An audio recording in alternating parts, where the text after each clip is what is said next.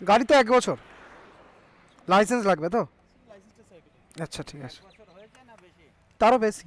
Pollution insurance করা আছে তো করেন? দেখে নিন না স্যার, হ্যাঁ দেখি। আমার কাছে লাইসেন্সটা আছে, গাড়ি অফ দিচ্ছি। আছে তো?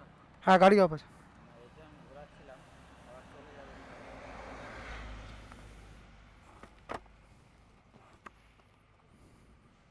কত দূর থেকে আসছেন বাইরে? আমার স্যার আমি আসছি চাকদা থেকে। ওই জন্য এইখানে দাঁড়িয়ে আছি, গরম লাগছে। নাম নাম নাম সুকুমার পাঁজা।